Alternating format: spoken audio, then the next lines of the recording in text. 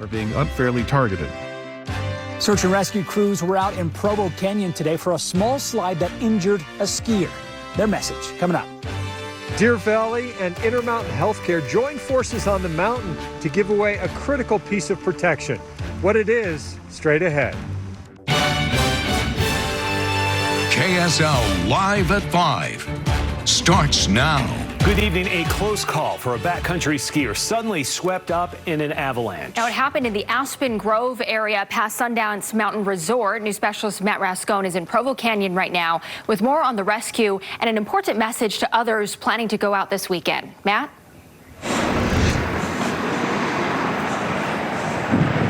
Thankfully, it was a small slide, we're told, but it was big enough for that skier to injure his knee, so he couldn't get down the mountain on his own. And that is when the Utah County Sheriff's Office search and rescue team responded to this area.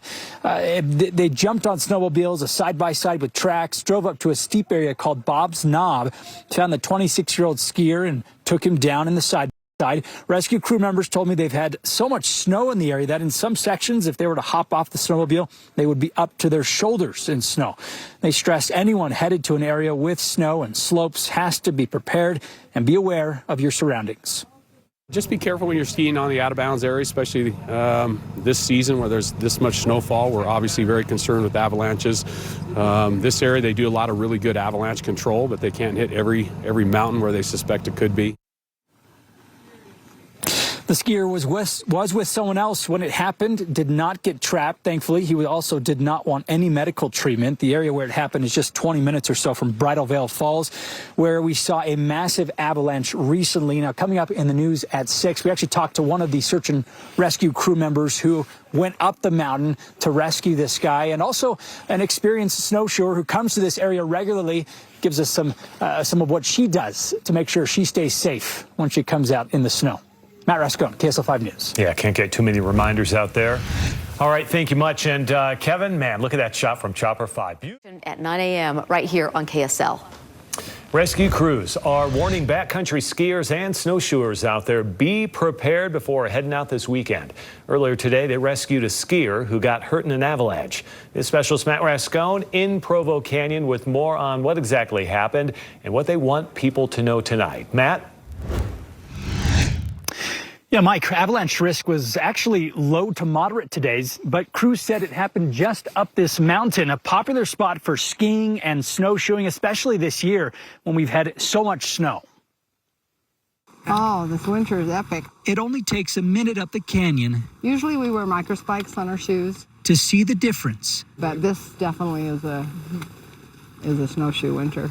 A few good snowstorms can make. I've never seen this much snow in this parking lot. Suzanne Storer has been coming to the Aspen Grove Trail area for years, but she always takes a minute before arriving to check conditions. People need to be aware of where they're going and what the risks are. Even when you are experienced and know what to expect, heading into the backcountry can be dangerous with all this snow and the risk of avalanches. Yeah, you should always expect it. Earlier today, the sheriff's office got a call for help from the area. A 26-year-old skier said an avalanche hit him and injured his knee. Anytime you go out into the backcountry with really any amount of snow, you should definitely have your head on a swivel. Jeff Rose is an advanced EMT for the sheriff's search and rescue team. He was one of several that jump on snowmobiles and a side-by-side and head up the steep terrain to the skier at Bob's Knob. The powder gets deep. There were sections where if you were to hop off your sled, you'd be up to your shoulders in snow. He said the man was in good spirits, but needed their help getting back down the mountain. It's all about returning home safely, and that's what we want. It was a successful rescue, but a situation Storer said she is always working to avoid. I'm not one of those hardcore people that's going to wear a beacon and carry shovels, so just stay out of the risk zones. Now, the sheriff's office isn't sure how big the slide was out here. They said the skier was with someone else when it happened, but he ultimately declined any medical treatment when he got back down the mountain. Mike? Yeah, still a scare. Glad he's okay, though. Thanks, Matt. All right, take a look at this. Chopper 5 capturing some custody on obstruction of justice. A close call for a backcountry skier today, nearly swept away in an avalanche up Provo Canyon. Utah County Sheriff's Office says a 26-year-old was skiing when he triggered a small slide. He hurt his leg while turning to get out of the way of the avalanche. Rescue crews were called and they helped him off of the mountain there. He did not want any medical attention. Right now, avalanche conditions. I can't be excited about the bees leaving. We love the bees. The Salt Lake City bees are getting a new hive. I think everybody's really going to enjoy having the ballpark out here. It's pretty exciting news for the baseball community. The move to South Jordan creating a lot of buzz. Having a baseball park right down the street, I think that would be a big attraction. As city leaders look to the future. I am disappointed. I'm sad. But as the mayor, I am excited. And fans reflect on the impact the ballpark has left on an entire community. There's legacy here. I don't want it lost. Welcome back to this Bees on the Move special. The dust still starting to settle here after this week's major announcement. It was big. Bees baseball is moving out of Salt Lake City's ballpark neighborhood. Once the 2024 season is over, the AAA team will say goodbye to their longtime home on 13th South and West Temple. They are moving into a brand new stadium in the Daybreak community of South Jordan. It is a relocation, leaving many in the state buzzing. People love baseball. Changed out by Palomaki. It's the American sport. First for the out. The sights, the sounds, the atmosphere, soon to be a thing of the past as the Bees announce they are leaving Salt Lake City. This hurts. This hurts us. Oh, this is our home. Amy Hawkins is a chair for the Ballpark Community Council. Why would we be excited about the Bees leaving? We're the ballpark neighborhood. That is our name. This stadium is the soundtrack to the neighborhood. A feeling of loss for those in a community that's built its identity around the ballpark. This is a feeling that so many other uses for this space are just not going to be able to recapture. To a feeling of excitement in Daybreak. I think it's actually a pretty good idea. Those we spoke with feel like they have hit a home run. Having a baseball park right down the street, I think that would be a big attraction. The plan is to open the new stadium for the 2025 season. The Larry H. Miller Company, which owns the Bees, says it will serve as a year-round entertainment anchor for the southwest part of Salt Lake County, which continues to see rapid growth. I think in the Daybreak area, there's not really too much to do in terms of like places to go. So that I probably would draw a lot more people out here. Larry H. Miller Group says details about the new stadium, including the exact location, renderings, and surrounding amenities, will be released later on this year. City leaders in both South Jordan and Salt Lake are now tasked with planning for the impact this move will have on their communities. There are many decisions coming as a result of this move.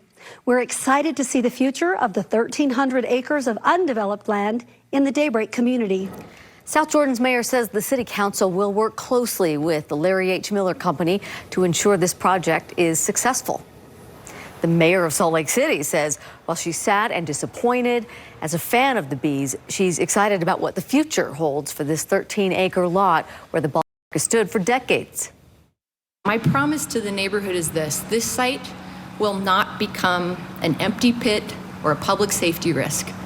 As I said, we have been waiting to pull the trigger on investment that is transformational for this neighborhood for 3 years. This decision hits go. We are ready, and we want to know your big ideas. The Salt Lake City Council is staying optimistic about the Salt Lake Bees' decision to move out of the city. Yeah, Council Chair Darren Mono saying it saddens him, but, quote, it is only one piece of what makes this community great. City Council says that they are focused on the livability and the economic opportunity that whatever comes next can provide for the ballpark community and the city. So what happens next?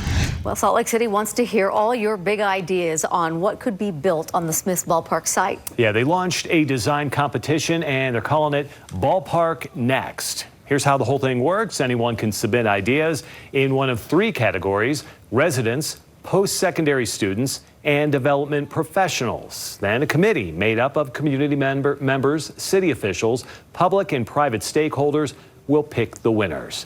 Get this, $30,000 in prize money is up for grabs in this. The deadline to submit an idea is March 17th. City leaders hope to be able to break ground on the selected project in the fall of 2024. If you'd like to learn more about the contest, just log on to ballparknext.com. Coming up next here, Batter Up. A look back.